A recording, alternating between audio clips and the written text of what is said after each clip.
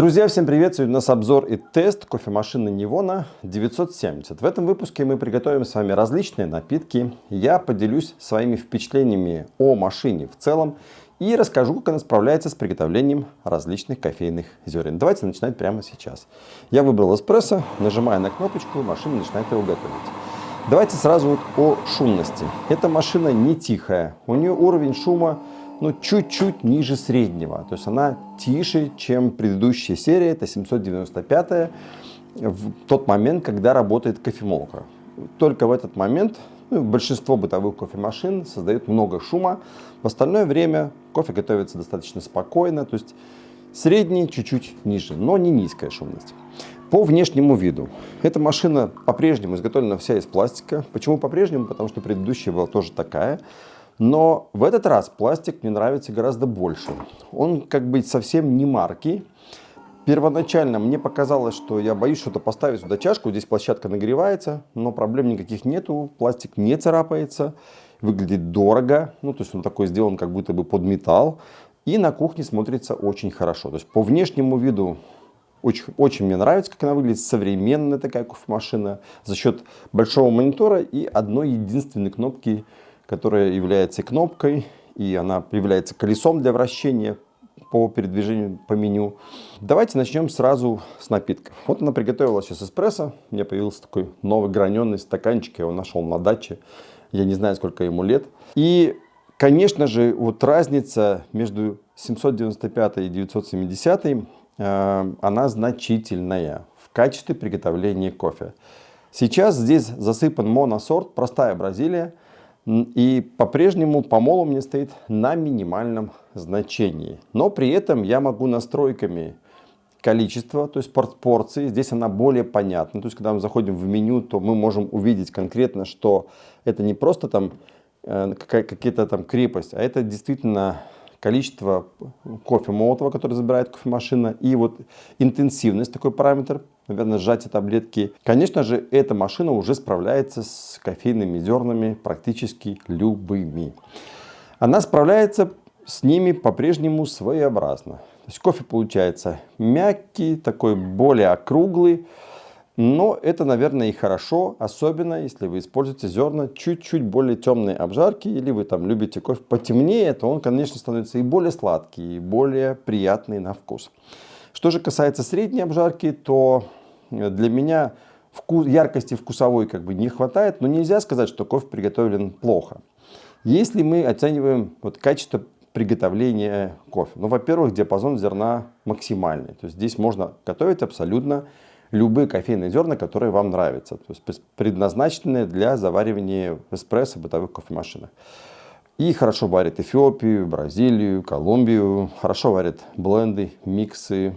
Бленды с добавлением робусты, здесь вообще вопросов никаких нет. То, естественно, темно обжаренный кофе, здесь тоже большой диапазон настройки, вы можете прям вываривать так, как вам нравится. Наверное, из 10 баллов я поставлю 9. Почему не максимальный балл? Потому что вот этот вот подход, который использует компания, наверное, во всех кофемашинах, я пока мало знаком с этой компанией, делает такой кофе более округлый, слегка скругляет грани. Уверен, большинству это даже понравится, но лично для меня это не очень хорошо.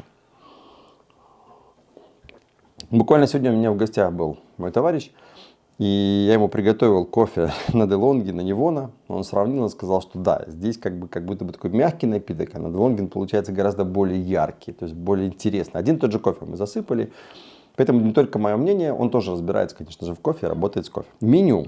Здесь оно уже для меня очень удобно. За счет большого монитора мы можем выбрать любой напиток мгновенно. Давайте сейчас приготовим капучино. Я думаю, что это мега популярный напиток у большинства. В приготовлении капучино по-прежнему можно выбрать очередность молоко-кофе. Но всегда рекомендую выбирать сначала эспрессо, затем приготовленное вспененное молоко.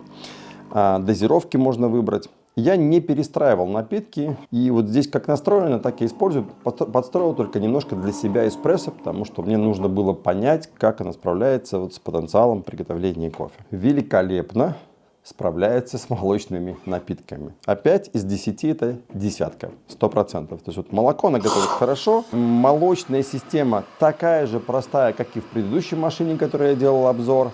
Она просто по-другому здесь расположена, но чуть как будто бы больше по размерам, но она плюс-минус точно такая же. И капучино, латте маккиато получается здесь просто великолепно. Для бытовой кофемашины это высший балл, 100%. И вот здесь уже проявляется вот эта мягкость напитка очень хорошо, потому что такие все напитки получаются очень-очень сладенькие. Что из нового? Здесь появилась такая опция, как кофе латте.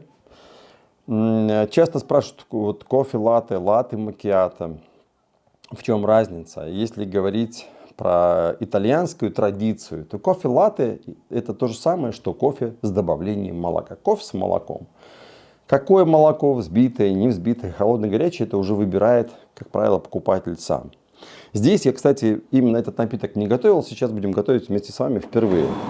Но по картинке я вижу, что сначала готовится кофе, ну и в принципе по процессу вы слышите, что кофемолка сработала, и потом добавляется молоко. Я думаю, что молоко будет не взбитое, но давайте вместе посмотрим, потому что мне самому интересно, как это реализовано в кофемашине. Кстати, первым наливается молоко.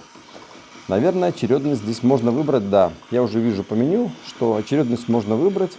Ну, то есть здесь настроено как классический латте маккиато. Единственное, что молоко без пены и молоко холодное. То есть молоко выливается, оно просто холодное молоко. Ну, как бы еле-еле теплое, наверное, потому что медленно стакан все-таки нагревается. То есть такое еле теплое. Но пены никакой нету, просто жидкое молоко и кофе. Вот так это реализовано. То есть очередность, пожалуйста, выбирайте и делайте так, как вам это нравится. Здесь появился еще один напиток, который называется просто кофе. Это многим напиток этот знаком. Это когда вы в офисе себе завариваете в автоматической кофемашине и варите эспрессо, но не 25 мл, а проливаете там 150. Вот такой напиток здесь можно сделать. И он здесь реализован, есть прямо в меню. Вот так вот выглядит напиток. Очередность, повторюсь, можно менять. Можно кофе, молоко, молоко, кофе. Но в кофе латте это не так важно вообще. Хорошо готовит американо. Да и в принципе все напитки здесь реализованы точно так же, как в предыдущей кофемашине от компании Nivona. Алгоритмы те же самые, есть любимый напиток. Вы можете подключиться к телефону, но если телефон с андроидом, я не подключался, потому что ребята мне сбросили информацию, что там есть какие-то трудности в нашем регионе по подключению к этой машине. Емкость для воды большая. Теперь давайте про моменты, которые были в предыдущей серии. Это большое количество воды в поддоне кофемашины. То есть очень большое, много скапливается воды в капле-сборнике. Здесь ее стало меньше.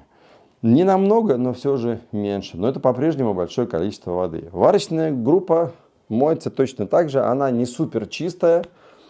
И, наверное, вот эти два недостатка, которые, в принципе, в этой кофемашине можно выделить, и то, скорее, просто для того, чтобы не все плюсы были. Они не мешают вам жить вообще никак, они не сказываются на качестве напитков, и, в принципе, никаких трудностей для пользователя это вообще не создает. Но такой момент просто есть, вы должны знать о том, что он существует. Цена. Наверное, это важный момент и для большинства. Чуть ли не определяющий, сколько стоит такая машина. В Беларуси такая машина стоит чуть больше 6 тысяч рублей. 6200, 6500, в зависимости от того, где вы покупаете. Эту машину мне предоставил официальный дистрибьютор Nivona в Республике Беларусь. Ссылочку на компанию я оставляю прямо под этим видеороликом. Что такое 6000 рублей? Ну, если вы хотите в доллары перевести, то делите на курс 3 рубля 45 копеек. Примерно такой сейчас курс на момент выхода этого ролика. Это меньше 2000 долларов, но это близко к 2000 долларов. Поскольку это кофемашина высокой категории, это премиальная кофемашина. И всем своим видом она показывает свою премиальность. То есть вот как она устроена, как она сделана, как реализовано меню. Как будто бы, знаете, такой пластики и эластичности добавили. Даже вот в процесс выбора напитков он по-другому реализован. То есть вот разница, она ощутима. И самое главное для меня, что она ощутима в приготовлении кофе. То есть вы лучше можете вываривать кофе. Увеличился также диапазон настроек помола. Друзья, небольшая информация. Мой племянник профессионально занимается собиранием кубиков Рубиков. И я давно его уговаривал сделать какой-то канал, для того, чтобы люди могли тоже заходить, слушать полезную информацию и учиться это делать. А сам я один раз пытался собрать кубик Рубик, самый простой, и потратил на это 4 часа. Он это делает, как правило, за несколько секунд. Так вот, я попрошу вас зайти и подписаться на его канал. Я думаю, что для него это будет большая поддержка. И вообще такое увлечение очень классное для детей и для взрослых. Я думаю, что это очень классно развивает мозг. Поэтому не поленитесь, поддержите парня, потому что он делает правильное, хорошее дело. Подвожу итог. Хорошая кофемашина для тех, кто может позволить себе качественную, дорогую вещь. Она закроет все ваши потребности, связанные с кофе, и вашей, и я думаю, что ваших близких, которые с вами проживают. Вы можете персонализировать напитки, подстроить, назвать конкретно под себя, так как вам нравится. И будь то напиток с молоком или черный кофе, здесь проблем никаких нету. Я думаю, что вы капризы любого гостя вашего, который придет вам домой, сможете исполнить, связанные с кофе. Внешне классно смотрится, дорого выглядит на кухне, то есть сразу видно, что это там не дешевая кофеварка. Я думаю, что она еще может хорошо работать в офисе. И по ощущениям она нагрузку держит качественно, несмотря на то, что это бытовая кофемашина. Но если у вас там 20-30 чашек в день вы выпиваете, то я думаю, что тоже можно спокойно покупать и ставить. И тогда в этом случае, наверное, уже цена не является высокой ценой. Надо понимать, что это швейцарская кофемашина, что это качественный мировой бренд. И, наверное, здесь цена и качество вот в категории, в этом классе, она разумная, потому что столько в принципе стоят такие премиальные кофемашины. Не всем это подходит. Если вы просто любите кофе или вы хотите выварить кофе, то вариантов сделать это в разы дешевле, конечно же, много. В том числе на моем канале есть такие ролики, где вы можете серьезно сэкономить. Сейчас китайцы активно поджимают ценой в первую очередь. Ну и качество уже неплохое, здесь вопросов, конечно же, нет. У меня есть ощущение, что эта машина прослужит долго, что с ней никаких проблем не будет. Она какое-то вот доверие внушает, это вселяет доверие. То есть купил, поставил и в принципе забыл. А вы не забывайте подписаться на мой канал, смотреть ролики, они выходят очень часто на всех моих ресурсах. Подписывайтесь в группу в Telegram. Там у нас живое общение, я с радостью отвечаю на ваши реальные вопросы. Пока-пока, скоро увидимся.